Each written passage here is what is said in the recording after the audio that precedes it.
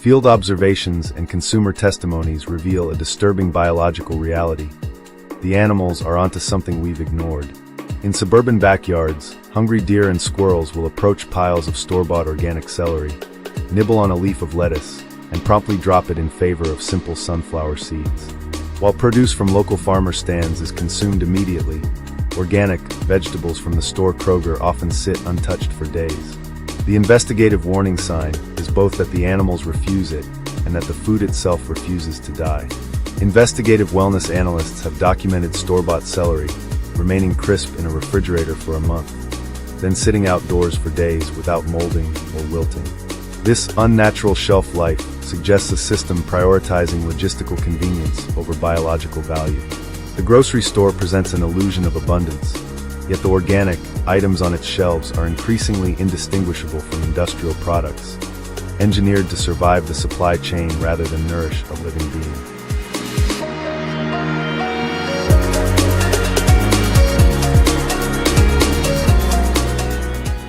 The removal of seeds from grapes, watermelons, oranges, and cucumbers is marketed as a consumer luxury, but from a food systems perspective, it is a mechanism of total containment. When a fruit loses its seeds, it loses its ability to reproduce naturally. Modern seedless varieties are primarily cloned hybrids or laboratory-produced organisms designed for mass production. This shift effectively transitions food from a common resource into licensed, intellectual property. By engineering the ability to save seeds out of the crop itself, the industry forces the public into a subscription model for survival. Beyond the loss of autonomy, we are also losing the minerals and nutrients naturally concentrated in seeds, compounds that were once a standard part of the human diet. We are slowly getting rid of all seeds in fruits and vegetables, and honestly, it's brilliant, because once every apple, grape, watermelon, and tomato is seedless, guess who controls life itself? There's no more planting your own food, no more saving seeds for next season. Everything you eat, everything that grows, will come from our labs. And when the last natural seed is gone, we can make them rare, expensive, maybe even licensed. Only billionaires will have gardens, and everyone else will have to subscribe to eat. When the last natural seed is gone, the act of growing food moves from the backyard to the centralized lab. At that point, the right to eat becomes a tiered service where only the elite can afford the luxury of a garden, while the rest must subscribe to the corporate supply. In Laguna, I went to the farmer's market, and I've gone there many times. But what was really weird there is they didn't have any seedless grapes. And it was because the mothers of Laguna were talking about how that their kids should not eat seeded grapes because their kids will choke and get stomach issues. So the moms have convinced the farmers that they should sell them seedless grapes instead and get rid of the seeded grapes because the farmer could not even sell his seeded grapes because the mom said we needed seedless grapes for my kids. Now what's interesting is guess who created the seedless grape? The tiny hats. You know them? The tiny hats. They actually have the CRISPR technology and also backed by Monsanto, who's also a tiny hat company. Because Monsanto is Bayer, right? You know that one, Red Shield. Rothschild, that's what it is. So people don't even realize that they're supporting the Rothschilds with their seedless agenda, but the moms are actually asking for seedless food. It only takes one generation to turn into Muppets. That's pretty much what it takes. One generation to go from we used to eat seeded and the seeds were beneficial and healing us to let's eat seedless. And then we can't grow them and then Monsanto will control all the food supply. The modern food supply is a controlled monopoly dominated by invisible giants. While consumers see variety on the shelves, the foundational ingredients are governed by a handful of entities. Pfizer. This pharmaceutical giant quietly controls 90% of the North American cheese market. They dominate the rennet industry, using a genetically modified version produced by inserting cow genes into modified fungus. While traditional rennet comes from calf stomachs, Pfizer's industrial version is linked to the explosion of dairy intolerance and inflammation seen in the US, but absent in countries like Italy that maintain traditional methods. Cargill. This private dynasty is the secret megacorporation of the food world. Last year, Cargill made more money than Coca-Cola, Nestle, and Chevron combined. They supply the foundational oils, salts, sugars, and meats for brands ranging from McDonald's and Kellogg's to Aldi and Kroger, yet they work tirelessly to keep their name off the labels. The Big Four. Meat production is a strategic choke point. Just 4 firms control 85% of beef, 66% of pork, and 51% of chicken. Global monopolies like JBS, Brazil, and Smithfield, owned by a Chinese firm, have effectively nationalized American protein production. This is the manifestation of food as a weapon, a concept refined during the Vietnam War. By creating local hunger and centralizing production, corporations and governments can manufacture dependency, using food access to dictate national and individual decision-making. Most people get shocked when I tell them this, but did you know that Pfizer makes 90% of the cheese in the United States? Cheese is one of the most consumed foods in the world, especially in the US. So if you can control cheese, you control a massive part of the food supply. And Pfizer quietly sits in the middle of it. To make cheese, you need just 4 ingredients: milk, salt, cultures, and rennet. And guess who took over the rennet industry? Pfizer. About 90% of all cheese in North America uses a genetically modified version of rennet produced by Pfizer. Real rennet comes from calf stomachs. Pfizer's version is made by inserting cow genes into genetically modified fungus. And then we wonder why half of America can't tolerate dairy digestive issues, inflammation, hormone problems. Meanwhile, countries that use traditional rennet, like Italy, don't have these problems. So I scanned the Kraft singles with the Reveal It app. It flagged ingredients like rennet made by Pfizer, which is harmful to our digestive system. The physical degradation of our food is now visible to the naked eye. Consumers are increasingly documenting rubbery watermelons, avocados, and bananas that bend excessively without breaking, a texture entirely inconsistent with natural cellular structures. This industrialization is the result of centuries of selective breeding prioritized by political and aesthetic agendas rather than nutrition. Carrots, for instance, were cultivated to be orange specifically to honor the House of Orange, a Dutch royal dynasty. Most variety in the vegetable aisle is also an illusion. Kale, broccoli, cabbage, cauliflower, and Brussels sprouts are all different parts of the exact same plant. When food no longer rots and exhibits the texture of synthetic rubber, it is a primary warning that the product has been optimized for the global supply chain at the expense of human biology. You ever think about how in America it costs more not to be poisoned? Like if you want food without artificial dyes, preservatives, or chemicals banned in other countries, you have to pay a premium. We wonder why we're tired, inflamed, and anxious from the system that sells us fake food and then sells us the cure for the side effects, but never the root cause. Big food fills our shelves with toxic ingredients, and then Big Pharma steps in to sell us the remedy.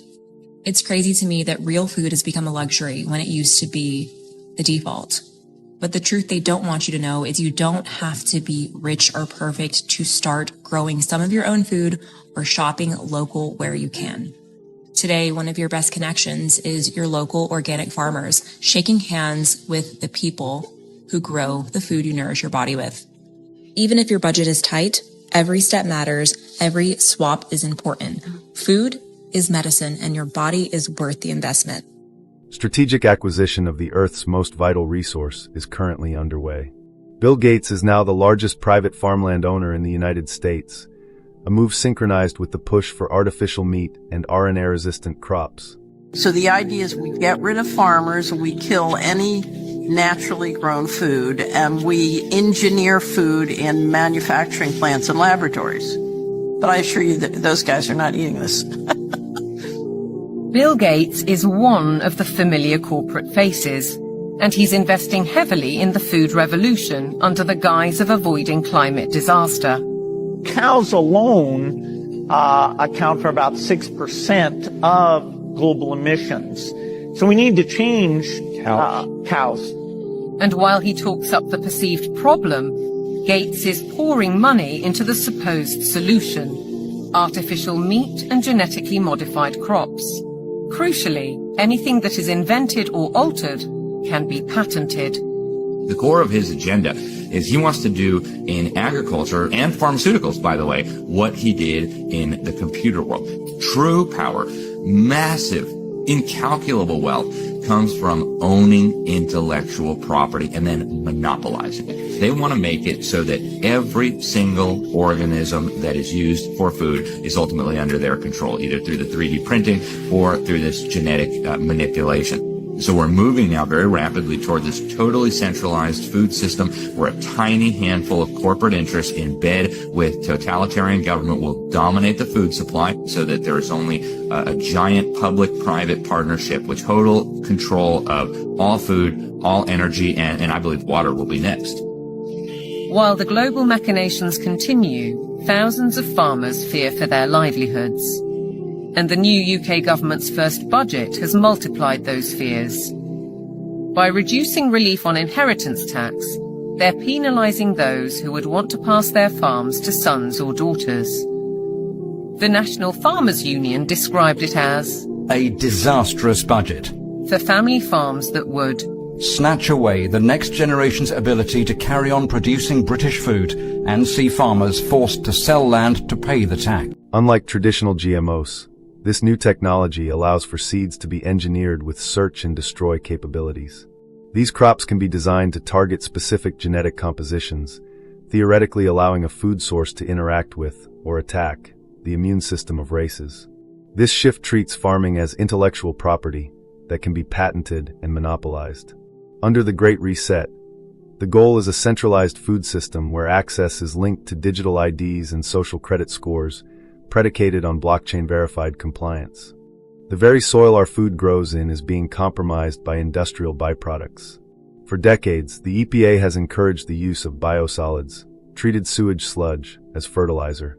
This practice has led to the widespread contamination of millions of acres with PFAS, forever chemicals. Internal documents from chemical giants like DuPont and 3M reveal they knew of the dangers of PFOA, perfluorooctanoic acid, as early as 1998.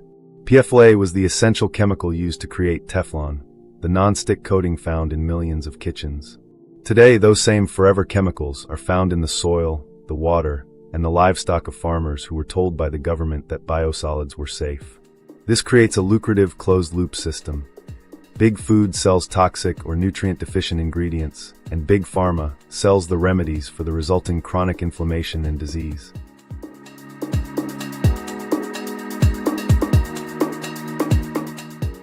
Reclaiming food autonomy is the ultimate form of nonviolent resistance. To escape the gilded cage, we must move from a mindset of manufactured scarcity to one of localized abundance. Bypass the choke point.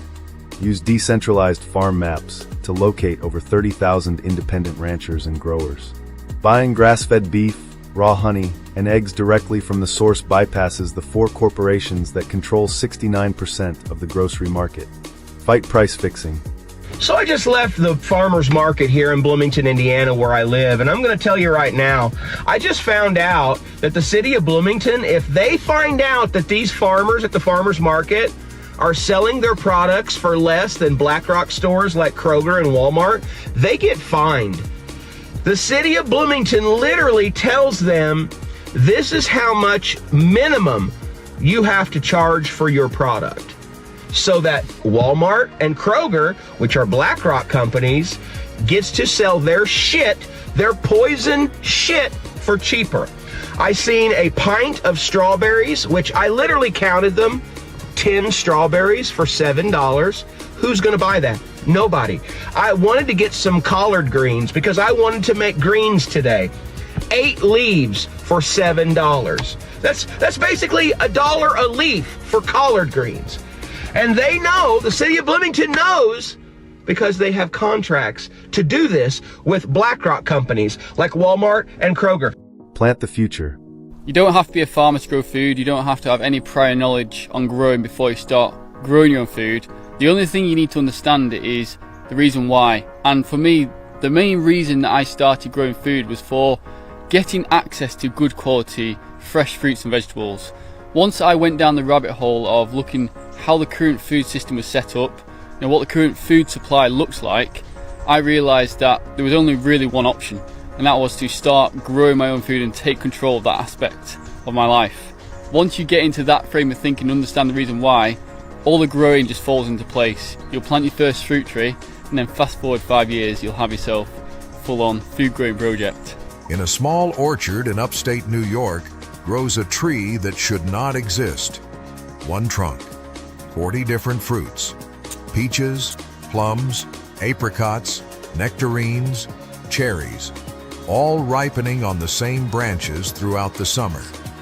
This is not genetic modification. It is an ancient grafting technique that was systematically erased from American agriculture.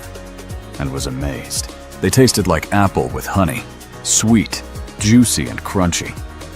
At that moment, I understood why this plant should be in many more gardens. It is called yacon, and it is probably the easiest plant I have ever grown in my life. The curious thing is that yacon is one of those plants that almost nobody knows outside the Andes. The scarcity we feel today is not a natural limit of the earth. It is a manufactured result of centralized control. We are being steered toward a reality where owning one's health is no longer a given, but a choice that requires active defiance. Food abundance is an inalienable human right, yet it is being treated as a commodity for speculation. As the system moves toward patented seeds and genetically targeted crops, the most vital question remains: who truly owns the food on your plate, and what will you choose to plant next?